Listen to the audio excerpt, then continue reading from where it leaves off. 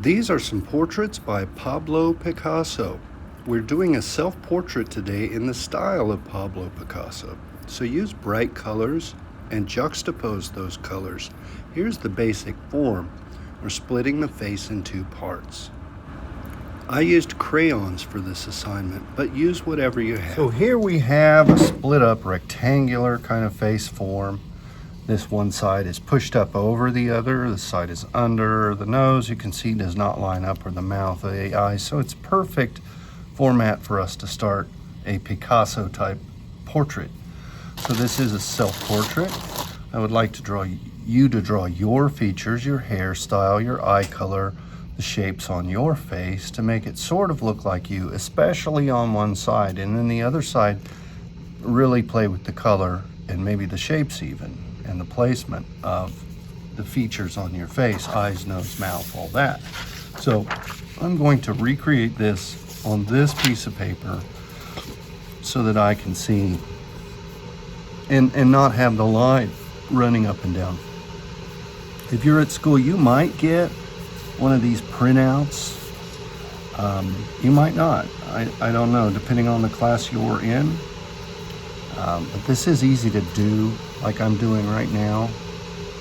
And then I know that this is going to be half, and then my nose is going to be half here, and then this, I'm even having a different shape of a nose on this side.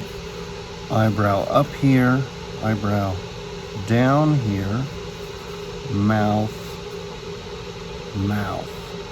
So this had some dotted lines.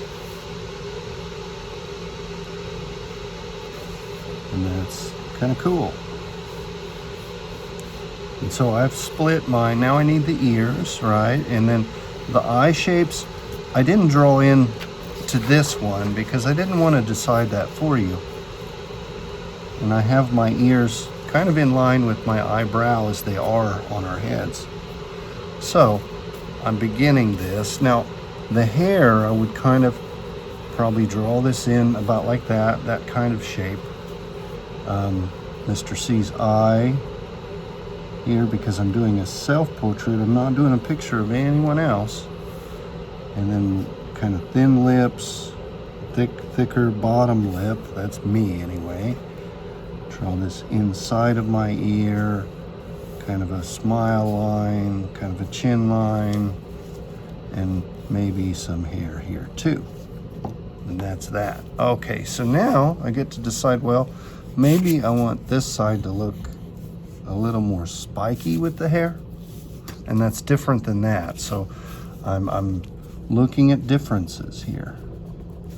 And as we're looking at Picasso, one side of the face was different, and he was saying something about that person. Now, I don't know, one, I know that he was painting a portrait of a lady named Coco Chanel, and she was telling him to hurry and all this kind of stuff. So he did kind of a crummy job, and he kind of gave her a pig nose. And I'm surprised that she paid him all that money for that picture, but that's kind of history, and that's a story, and who knows if it's true or not. But Picasso was kind of a mischievous character when it came to clients. So I have both sides, and they're kind of the same, but the color's really going to change it up. And I know I want to work with my primaries, my red, my yellow, and my blue. And then I can throw in other colors. And of course I'm using black and white. And I can blend some things, and they don't have to be all the way colored in. And this can be fun. So here we go. Easiest way to fill in a big space is to use that side of the crayon and then rub it into the drawing. Now be careful, try not to get it into the black and scoot it together to smear it, and that can be tricky. But this doesn't have to look pristine and clean and perfect either. And this can be a little messy because we're doing a style of an artist that this would have been painted. So you've got to remember that. And maybe I want this inside, the white part of my eye to be blue. This is going to be the weird side. And I couldn't make the lips blue or the hair blue, but I don't know. So, and my lips are not this color in real life, but that's okay. This is about exploring and trying new things in the style of Pablo Picasso. Here's that word again, juxtaposition. See how he juxtaposed the form of the face, this against that. And it's kind of shocking. It's kind of crazy looking, but that's what gave him popularity. I'm going over this with a lavender, kind of bluish indigo lavender color. And this is one of those construction paper crayons that we have at school, so it's nice and vivid and opaque. You can't see through the color very well, and I think it works pretty well. It's not the same color as what was in the eye, but close. And then I'm almost halfway done with my Picasso-inspired self-portrait. Now, if I was really doing me today, I would do a light blue shirt because that's what I'm wearing. So all those details really give us clues and context. I don't want to make my eye red. That would look weird, like a robot. Wouldn't look very friendly, that's for sure. Here's a brown, and that can be kind of realistic and fine.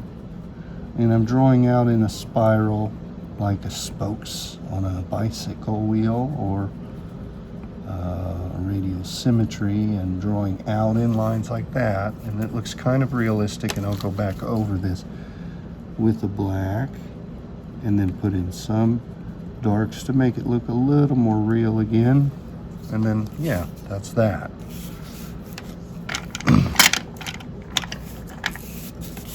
This is a total opposite, like a reddish brown color, burnt sienna. And I can go over this hair with that. It is not my color of hair, but it reads as hair. So neither is realistic, and that's okay, because this is a Picasso-inspired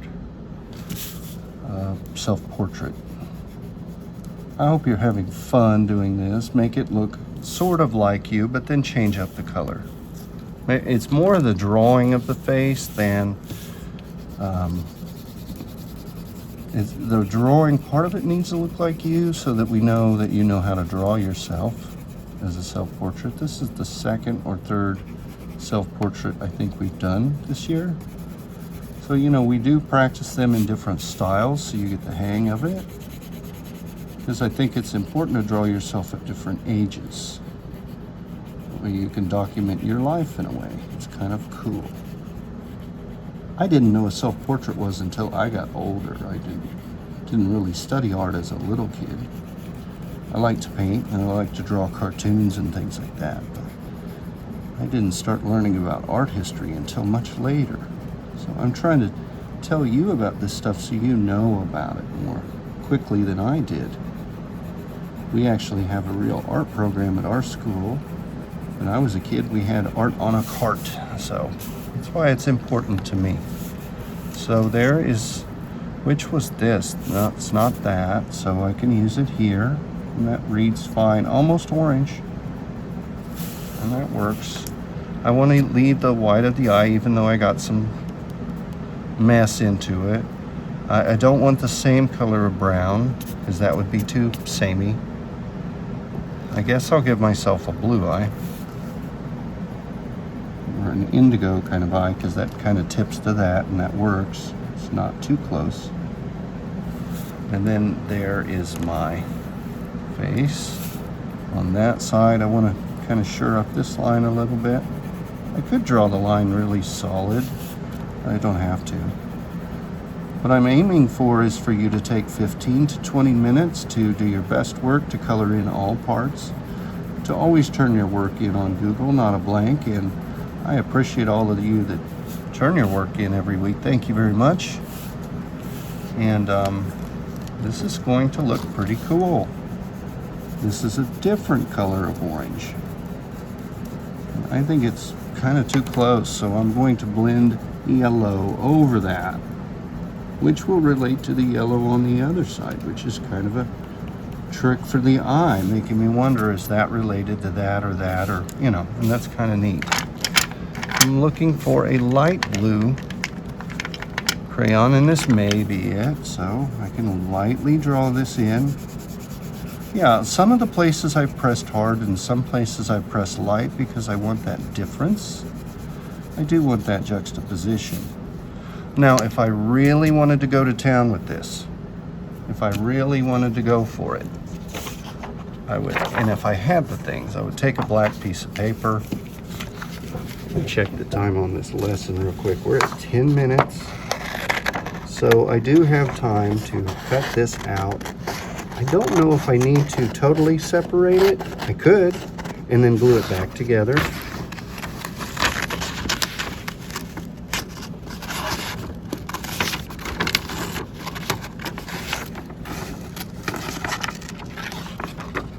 It's really hard to cut and videotape at the same time. I'm being impractical here. Let me put this down. There we go. See, I'm learning as I go also.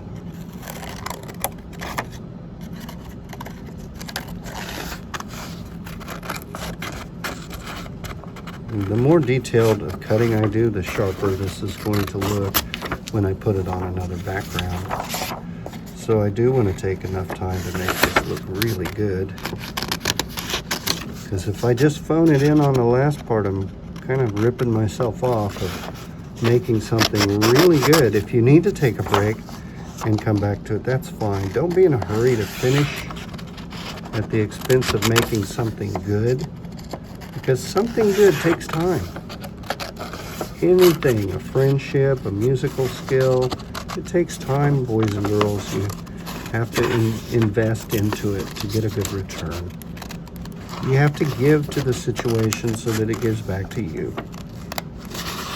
All right, so I've almost got this guy cut out. I'm cutting straight on that line. I hope you're seeing my cutting prowess.